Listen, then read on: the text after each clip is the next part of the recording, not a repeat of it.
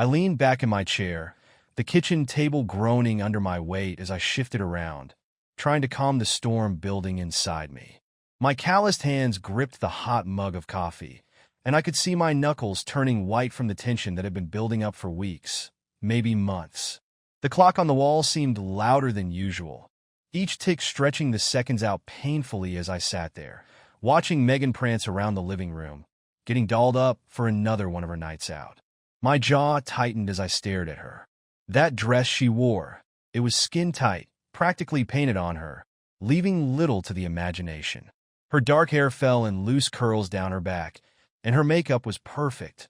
Smoky eyes, bright red lips, ready to hit the town like she didn't have a care in the world. I could feel my stomach twist, a familiar mix of anger and disappointment churning inside me. I'd seen this scene too many times recently, and I was tired of it. This wasn't what I signed up for when we got married. I loved Megan's wild, carefree spirit, but now it seemed like all she cared about was partying, and not the life we were supposed to be building together. Megan. I called out, my voice harsher than I intended, but I couldn't help it. This is the third time this month. I told you, I don't want you going to those damn parties with your so-called friends. Nothing good comes from it. She barely even looked at me, focused on putting on her lipstick in the hallway mirror. David, who do you think you are, telling me what to do? Her voice dripped with that same indifference I'd come to expect lately. I'm a free woman. I don't need your permission. That dismissive tone, it pushed me right over the edge. I slammed my coffee mug down on the table, spilling the dark liquid over the rim and onto the scratched wood. In 3 long strides, I was in the hallway, blocking her path with my body. My voice came out low, controlled, but deadly serious. If you walk out that door, don't bother coming back. I'm not kidding, Megan. I'm done with this. She whipped around to face me, her eyes blazing with anger. And who the hell do you think you are? She spat, her voice dripping with venom. You don't own me, David.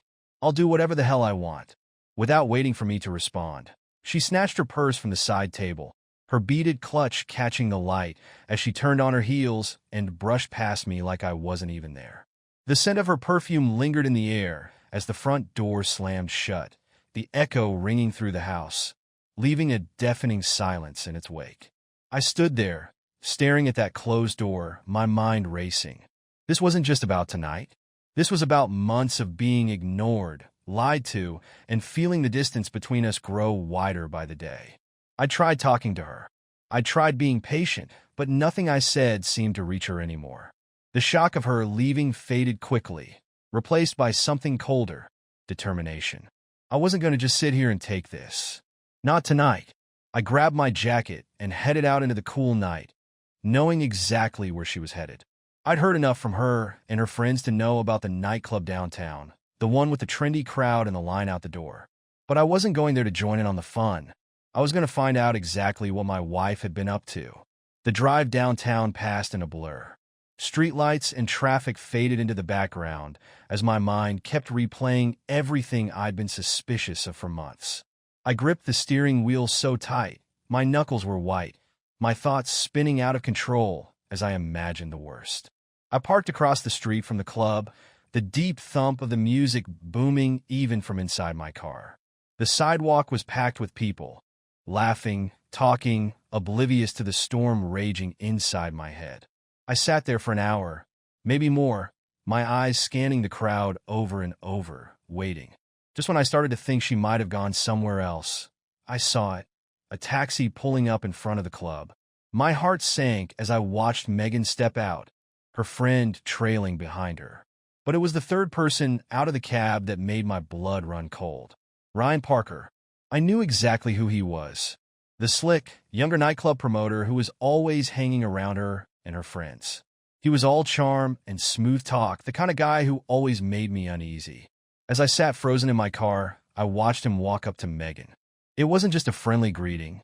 She wrapped her arms around his neck like they'd done this 100 times before, her body pressing against his as she laughed at something he said. His hand slipped down to the small of her back, lower than any friend should be touching. The betrayal hit me like a punch to the gut. Sure, I'd suspected it. The late nights, the lies, the way she'd pulled away from me, it had all been adding up. But seeing it like this, right in front of me, was something else entirely. It made it real. For a split second, I was ready to storm across that street and put an end to it right there in front of everyone. My fists tightened, and I could feel the raw urge to lash out, to let all the anger boil over. But as I watched Megan place her hand on Ryan's chest, laughing like she didn't have a care in the world, a different kind of clarity settled over me. This wasn't something to handle with a public scene. No, this required something more calculated. I started the car, forcing my breath to slow down as my mind began to churn out a plan. I'd confront her, but not here and not now. It would be when I was ready, on my terms. I'd seen enough for one night. The drive back home was a blur. I turned off the radio, sitting in silence as I replayed the scene over and over in my head, like some kind of twisted movie reel. By the time I pulled into the driveway, any shock I'd felt had hardened into something far colder. Anger, but controlled this time. I didn't bother turning on the lights when I got inside. I sat there in the darkened living room, waiting, letting the weight of the night sink in. Hours slipped by, but I barely moved. My mind was too focused, too sharp. I knew exactly what had to be done. It was close to 2 a.m. when I heard the key fumbling in the lock. The front door creaked open, and Megan stumbled in, giggling like some teenager who'd had too much to drink. The scent of alcohol and a perfume I didn't recognize wafted through the room. But I stayed right where I was, calm and still. Then I spoke, my voice slicing through the darkness like a blade. "Get out." She jumped, startled. I could hear her scramble for the light switch. The room suddenly illuminated, and she blinked at me in confusion, swaying a little. "What are you talking about?" she asked, her voice thick and slurred from the night. I stood up slowly, letting the weight of my words settle between us. "Your things are packed. They're outside. You're not living here anymore." Her smirk faded, and her face shifted to shock as the reality of what I said sank in. She took a hesitant step toward me, reaching out with a shaky hand. "You're throwing me out? You're serious?" I didn't respond with words. Instead, I walked to the door and pulled it open, gesturing toward the porch.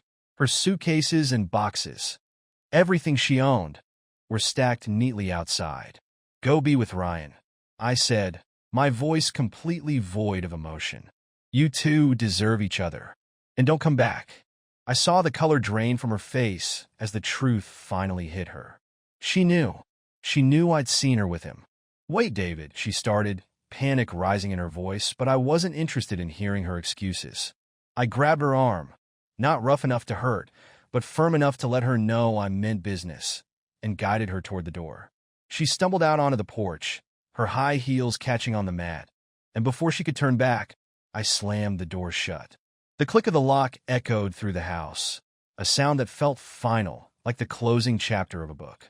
I could hear her pounding on the door from the other side, her voice rising in desperation. "David, open the door. We need to talk about this." But I didn't say a word. I stood there listening to her pleas, feeling absolutely nothing. The woman I had loved, the life we had built together, it all felt like something that happened in another lifetime to another person. As her cries grew more desperate, I turned away from the door. I had more important things to focus on. I had decisions to make, a life to rebuild. For the first time since we'd gotten married, I was finally putting myself first. In the quiet of the house, I reached for my phone and dialed a familiar number. "Sam, it's David. I need your help. I'm ready to file for divorce." A few days later, I found myself sitting in Rebecca Morgan's office, the place as polished and professional as she was. The room was all clean lines, sharp furniture, everything perfectly in order. It felt like the opposite of my life lately. Sam sat across from me, a sharp-eyed woman who wasn't going to waste time sugarcoating anything. She flipped through the papers in front of her, then looked up at me with a no-nonsense expression. "So, David," she started, her voice steady, "you want to file for divorce immediately. No separation, no attempts at reconciliation. Are you absolutely sure about this?" I didn't hesitate. I've never been more certain of anything in my life. Sam leaned back in her chair, studying me for a moment before speaking.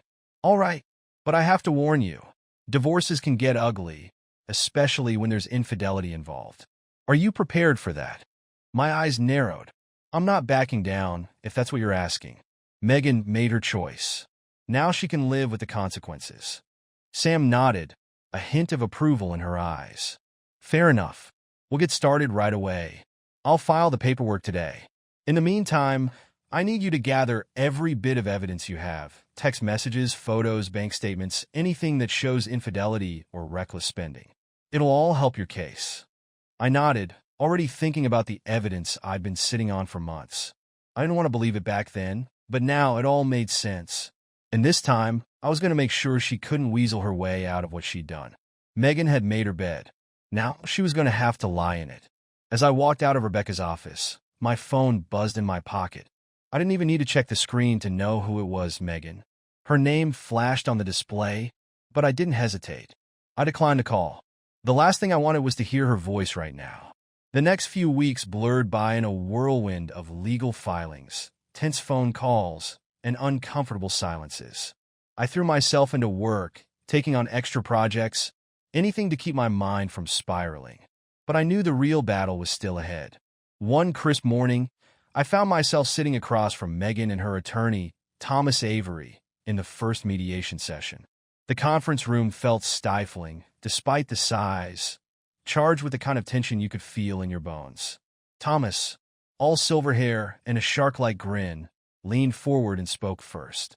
"Mr. Mitchell," he began, voice smooth and rehearsed. "My client is willing to be reasonable in her demands. We can resolve this without a drawn-out legal fight. Don't you think? An amicable agreement, perhaps?" I shot a glance at Megan. She sat there with her hands clasped tightly on the table, trying to appear calm, but I could see the cracks beneath the surface. I turned back to Thomas, my voice colder than I felt. "There's nothing to discuss. Your client broke our vows and spent our money on her parties and her new friend. She'll get what she's legally entitled to. Nothing more." For the first time, Megan's composed mask slipped. Her eyes flashed with desperation, and she leaned forward. "David, please, we can work this out. I made a mistake. Just one mistake." I cut her off before she could finish, my voice sharp. "A mistake? Is that what you call months of lying and cheating? Blowing through our savings on clubs and hotels with your boyfriend?" Thomas cleared his throat, trying to regain control of the conversation. Now, Mr. Mitchell," he began, "let's not throw around accusations without proof." Rebecca's voice slid smoothly into the conversation. She pulled out a thick folder and placed it on the table with a firm thud. "Oh, we've got plenty of proof, Mr. Avery. Would you like to see the photos of Mrs. Mitchell with her friend? Or the credit card statements showing thousands spent on hotel rooms and nights out?" The color drained from Megan's face as Rebecca started laying out the evidence. Photo after photo, document after document. Text messages, timestamps, receipts. All of it a stark display of her betrayal. "You were spying on me?" Megan's voice cracked, disbelief turning her voice sharp. Her eyes widened, and she looked at me like she didn't even recognize who I'd become. I didn't flinch. I was protecting myself, and it turns out I was right to do it. The mediation ended with Thomas scrambling for time to review the evidence. Megan barely said another word, though she looked like she wanted to. As we left the room, she grabbed my arm, her voice desperate. "David, please, we need to talk. Privately." I shook her hand off, cold and steady. "We have nothing to talk about, Megan. Not anymore." Days dragged into weeks as the divorce proceedings dragged on. I buried myself deeper in work, longer hours, heavier projects. The construction site became my refuge, the physical labor a much-needed escape from the battles I was fighting in court. But no amount of work could fully numb the reality of what was happening. One evening, as I was locking up the office, I noticed a familiar figure leaning against my truck. Ryan, Megan's lover. He stood there looking more nervous than I'd ever seen him, none of his usual smooth swagger in sight. "Hey man, can we talk?" he called out, his voice strained, trying to sound casual, but failing miserably. My hands curled into fists, but I kept my voice steady. "There's nothing to talk about. Get lost." He raised his hands in surrender, taking a step back. "Look, I know you're pissed, and you have every right to be. But Megan, she's a mess. She regrets everything. She didn't mean for this to happen." I laughed, the sound harsh and bitter in the quiet of the evening. And you think that changes anything? That I should just forgive and forget because now she's sorry? No, that's not what I'm saying. Ryan started, but I cut him off, stepping closer. Let me make this clear, I said, my voice dropping to a dangerous low. I don't care about her regrets. I don't care about your guilt. You both made your choices, and now you get to live with them. And if I see you around here again, you'll regret it. Got it? Ryan swallowed hard, his face paling as he nodded quickly and retreated to his car. I watched him drive away, feeling a mix of anger and disgust boiling inside me. The audacity of him showing up, like he thought there was something left to salvage. The next day, I was back in court, sitting in silence as Megan's lawyer, Thomas, painted a picture of me as a cold, distant husband who had emotionally neglected his wife. He spun her into the role of a lonely, misunderstood woman who had been driven to seek comfort elsewhere. Your Honor, Thomas said with false sincerity, my client is simply asking for what she's entitled to, half of the marital assets, including the house and Mr. Mitchell's retirement fund. Given the circumstances, it's only fair. The judge, an older woman with sharp eyes, looked over to Rebecca. Ms. Morgan, your response? Rebecca stood confidently, her presence commanding the room. Your Honor, while Mr. Avery's narrative is certainly compelling, the facts tell a different story. We have evidence, solid evidence, of Mrs. Mitchell's infidelity and reckless financial behavior. For the next hour, Rebecca presented every piece of evidence we'd collected. Photos of Megan with Ryan, text messages, hotel receipts, bank statements that showed thousands of dollars spent on nights out and luxury getaways. Everything laid out neatly, a clear picture of her betrayal. As you can see, Your Honor, Rebecca said in conclusion, Mrs. Mitchell's actions, both her infidelity and her irresponsible spending, are well documented. We believe this should be taken into consideration in the division of assets. I glanced at Megan, her face pale, her eyes wide with disbelief as she stared down at the evidence. She had no more lies left to hide behind. The truth was out. This was the moment I had prepared for.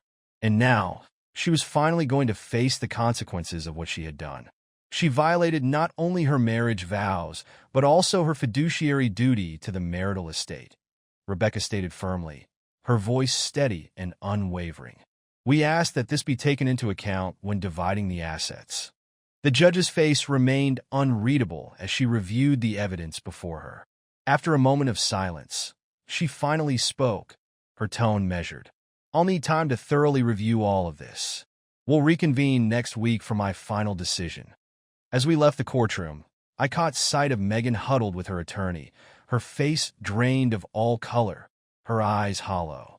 For just a moment, I felt something stir in me, not quite pity, but more like a recognition of what had been lost. We had fallen so far from where we started. How do we end up like this? The next week dragged on, each day slower than the last. I buried myself in work, staying long after the crew had gone home, going over plans, budgets, anything to keep my mind occupied. But no matter how late I stayed, the weight of the looming decision hung over me like a storm cloud. Finally, the day arrived. I walked into the courtroom, sitting straight, my face calm, masking the anticipation swirling inside me. Across the aisle, Megan fidgeted, her nervous glances darting between me and the judge's bench. It was hard to tell if she was scared or resigned. The judge entered, taking her seat with a serious expression. She cleared her throat and began. After careful consideration of all evidence presented, I'm ready to deliver my ruling. I held my breath, and out of the corner of my eye, I saw Megan do the same. In the matter of division of assets, the judge continued, her voice even, I find in favor of Mr. Mitchell. Mrs. Mitchell's documented infidelity and financial irresponsibility have significantly impacted the marital estate. Therefore, the house and the majority of shared assets will remain with Mr. Mitchell. Mrs. Mitchell will retain her personal belongings and a small portion of the savings account. A small, shocked gasp escaped Megan, but she quickly stifled it. I didn't move. I didn't react.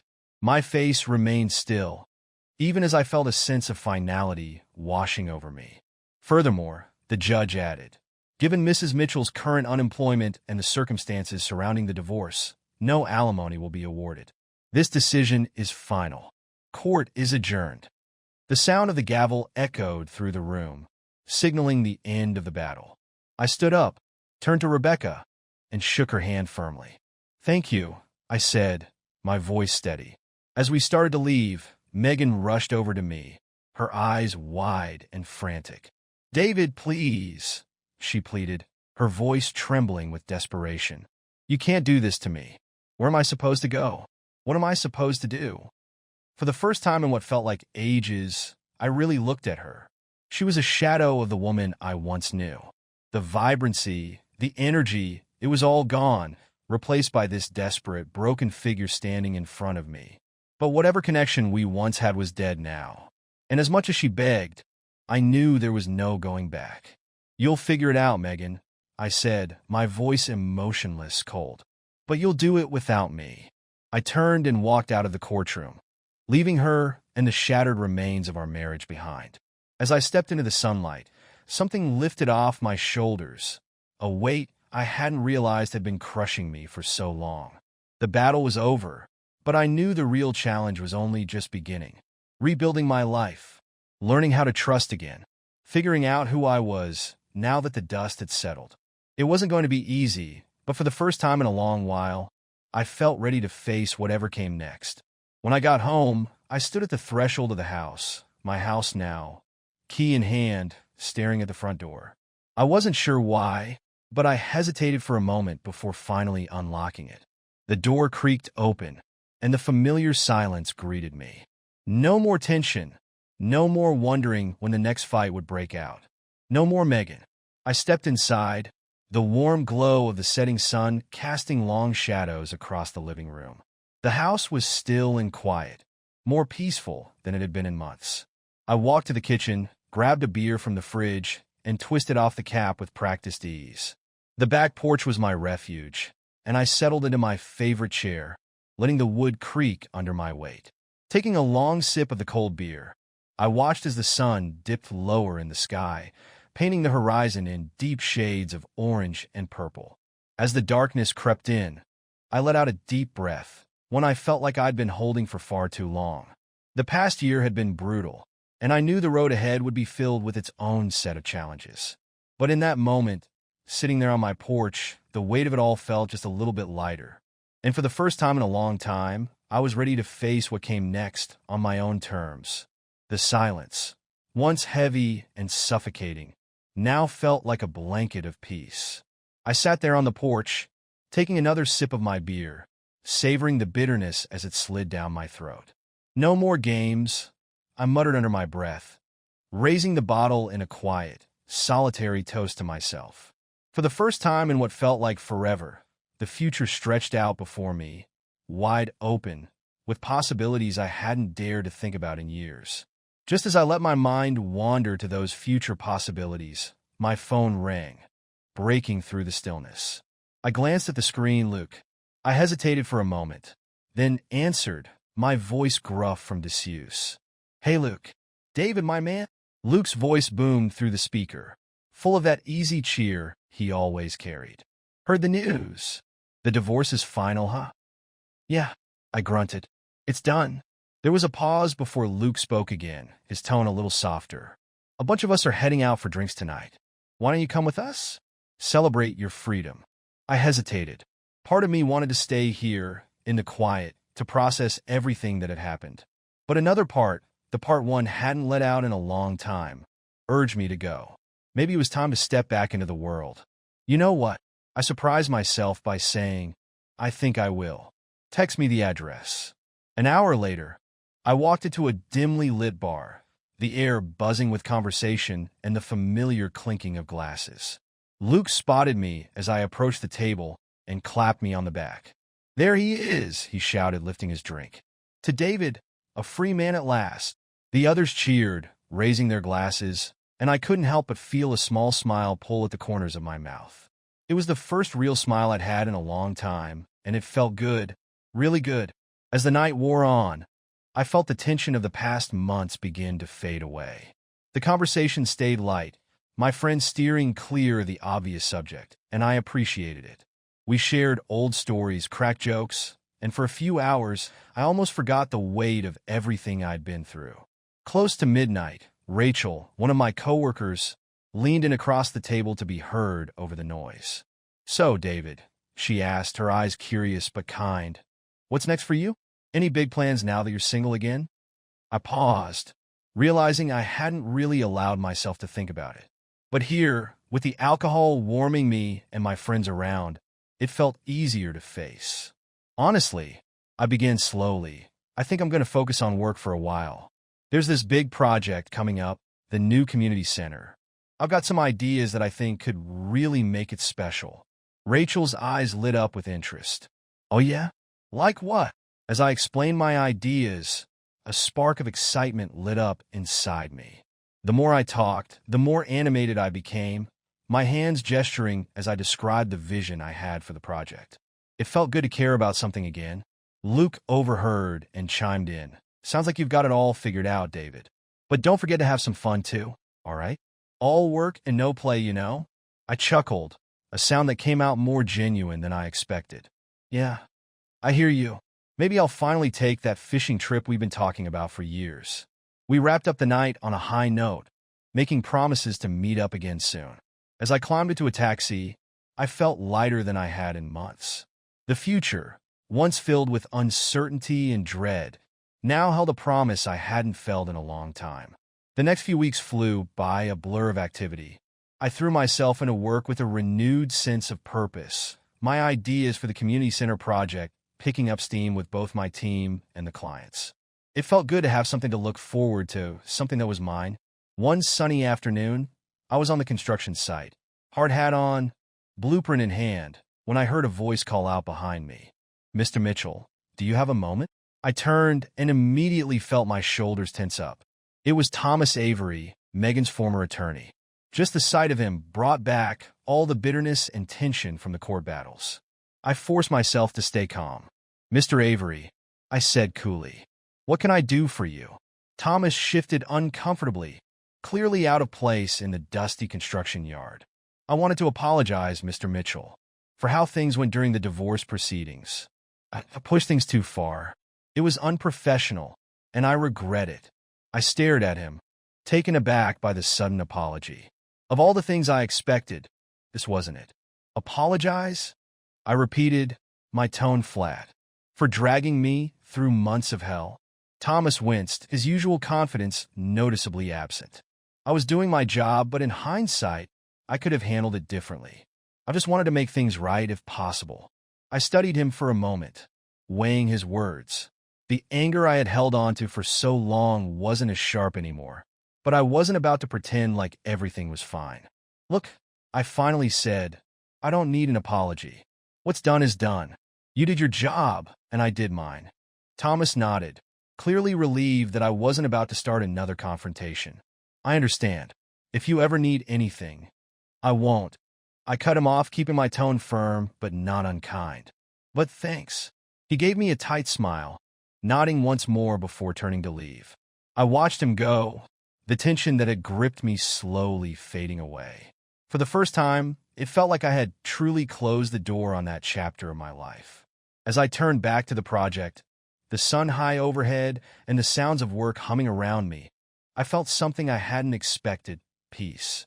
I was no longer defined by the betrayal or the bitterness of the past year. I was finally looking forward, and I was ready for whatever came next. David studied Thomas for a moment, noticing the weariness etched into the man's face, the signs of stress that hadn't been there months ago. "That's what you were paid to do, wasn't it?" David asked, his tone even. "Push things as far as you could." Thomas nodded, a rueful expression crossing his face. "Yes, but well, let's just say I've had some time to reflect on my methods. Your ex-wife, she wasn't entirely truthful with me about the circumstances of your marriage." David's jaw clenched at the mention of Megan. "Is that so?" "Yes," Thomas continued, his voice lowering, as if confessing something he didn't want to admit. "She's been struggling since the divorce. Tried to file a complaint against me with the Bar Association, claiming I mishandled her case. It didn't go anywhere, but it made me realize some things. David stayed silent, letting Thomas talk, waiting for him to cut to the point. Anyway, Thomas cleared his throat, shifting his stance. I just wanted to say I'm sorry. And well, I admire how you handled yourself throughout the whole ordeal. It couldn't have been easy. David considered the man's words, feeling whatever leftover resentment he had toward him melt away. This apology, however small, felt genuine. Thank you, Mr. Avery, David finally said. I appreciate you saying that. Thomas offered a nod and walked away, leaving David to turn back to his blueprints. As he focused on the task at hand, the brief encounter seemed to close the last chapter of that dark period. It was over for good this time. Weeks turned into months, and life took on a steadier rhythm. Work filled David's days, and his evenings shifted between the peaceful solitude he'd come to appreciate and occasional nights out with friends. The house, once a constant reminder of his failed marriage, slowly transformed into something else. It became a sanctuary, a place where he could relax, think, and start anew. One crisp fall evening, as David was packing up to leave the office, he ran into Rachel in the parking lot. She waved as she approached. Hey, David. Heading home? David nodded, offering her a small smile. Yeah, thought I'd call it a day. You? Rachel hesitated for a moment, as if weighing something in her mind, then seemed to come to a decision. Actually, I was wondering, would you like to grab dinner? There's this new Italian place I've been wanting to try. David blinked, caught off guard by the invitation. For a second, he felt that old flicker of panic rise, those same doubts and fears from the past threatening to come back. But then he took a deep breath and pushed them aside. This wasn't Megan. This was Rachel, someone he'd known for years, someone who had stood by him through the roughest days of his divorce. You know what? David said, his voice warmer than he expected. That sounds great. Lead the way. As they walked to her car, their conversation flowed easily, full of light talk about work and shared friends. David felt a sense of possibility, something he hadn't allowed himself to feel in a long time. He wasn't ready for another serious relationship, not yet. But friendship, companionship, those were things he could embrace. The Italian restaurant was small and cozy, the air filled with the rich smell of garlic and tomato sauce. It felt inviting, warm, exactly what David needed. As they settled into their seats, the atmosphere seemed to loosen something inside him. And for the first time in a long while, he truly relaxed. So, Rachel said, taking a sip of her wine, I heard the community center project is really taking off. The designs looked amazing in the last meeting. David nodded, feeling a flicker of pride. Yeah, it's coming along well. We've got some great ideas for making it really functional for the neighborhood. I think it'll be something special. As David talked about the project, he found that spark of passion returning, the same excitement he used to feel about his work before everything with Megan started to go downhill. The conversation flowed naturally, and as the night went on, David realized just how far he had come. He wasn't defined by his past anymore, nor was he weighed down by it. For the first time in a long time, David felt ready to embrace whatever came next. The future was wide open, and this time, it didn't scare him. As the night deepened around him, David allowed himself a small smile. The past was behind him now, a chapter closed. The future, with all its uncertainties and possibilities, stretched out before him. And for the first time in a long time, David Mitchell was ready to embrace it, one day at a time. The following week, life continued its steady rhythm. David immersed himself in the community center project, finding solace in the work and enjoying the camaraderie with his team. The crew had grown closer over the months, especially during the long workdays on site. There was Frank, the site foreman, a burly guy with a booming laugh who always had a joke ready to lighten the mood, and Natalie, the architect who worked closely with David to fine-tune the design. She was meticulous, sharp, and had a dry sense of humor that kept everyone on their toes. One afternoon, while going over final adjustments on the blueprints with Natalie, the two of them were interrupted by a familiar voice. David, you busy?